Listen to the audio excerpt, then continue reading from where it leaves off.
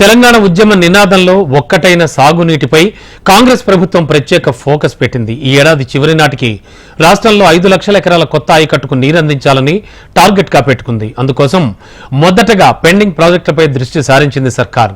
నిర్మాణ దశల్లో ఉన్న చిన్న మధ్య తరహా ప్రాజెక్టులకు నిధుల కొరత లేకుండా చూసి త్వరితగతిన పూర్తయ్యేలా చేయాలని నిర్దేశించుకుంది. ఇటీవల ఇరిగేషన్ శాఖ అధికారులతో సమీక్ష నిర్వహించిన మంత్రి ఉత్తమ్ కుమార్ రెడ్డి సాగునీటి వసతుల కల్పనపై దిశానిర్దేశం చేశారు. పెండింగ్ ప్రాజెక్టులపై సంపూర్ణ నివేదిక ఇవ్వాలని కోరారు.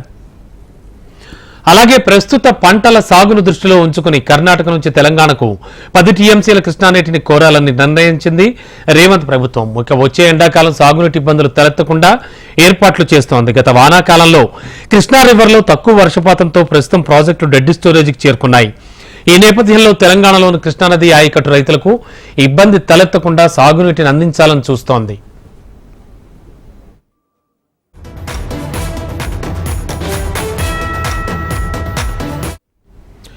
కాంగ్రెస్ ప్రభుత్వం అధికారంలోకి వచ్చాక మేడిగడ్డలో పిల్లర్ల కుంగుబాటు అంశాన్ని సీరియస్ గా తీసుకుంది.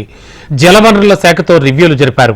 మేడిగడ్డలో మరమ్మతు పనులతో పాటు కాళేశ్వరం ప్రాజెక్టుపై విజిలెన్స్ విచారణకు ఆదేశించింది.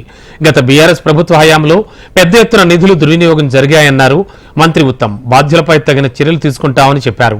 తమ ప్రభుత్వం కొత్త ఆయకట్టును సృష్టించగల ప్రాజెక్టులకు అధిక ప్రాధాన్యత ఇస్తామన్నారు ఆయన. తెలంగాణ నీటి హక్కులను కాపాడేందుకు రాష్ట్ర ప్రభుత్వం నిబద్ధతతో ఉందని ఉత్తమ్ తెలిపారు.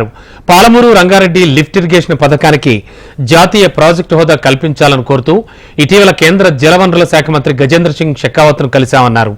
జాతీయ ప్రాజెక్టు హోదా కోసం నిర్దిష్ట పథకం లేదని కేంద్ర మంత్రి స్పష్టం చేసినా నిధులు మంజూరు చేస్తామని హామీ ఇచ్చారని వివరించారు ఉత్తమ్. ప్రాణహిత ప్రాజెక్టు కాళేశ్వరం ఖర్చులో 4వ వంతు నిధులతోనే 16 లక్షల ఎకరాల కొత్త ఆయకట్టును సృష్టించేదని మంత్రి ఉత్తమ్ అన్నారు. సరైన ఖర్చుతో త్వరితగతిన కొత్త ఆయకట్టును సృష్టించేందుకు కాంగ్రెస్ ప్రభుత్వం కట్టుబడి ఉందని ఉత్తమ్ పునరుద్ఘాటించారు. వేసవిలో తెలంగాణ వ్యాప్తంగా ఉన్న అన్ని నీటి చెరువులను పూడిక తీసి జంగిల్ క్లియర్ చేసే పనులు చేస్తామని ఆయన ప్రకటించారు. ప్రస్తుత నీటి కొరత దృష్ట్యా రాబోయే తాగునీటి అవసరాలను తీర్చడానికి 10 టీఎంసీల కృష్ణానదిని కోరేందుకు ముఖ్యమంత్రి రేవంత్ రెడ్డి నేతృత్వంలోని ప్రతినిధి బృందం కర్ణాటకలో పర్యటించనుందని ఆయన వివరించారు.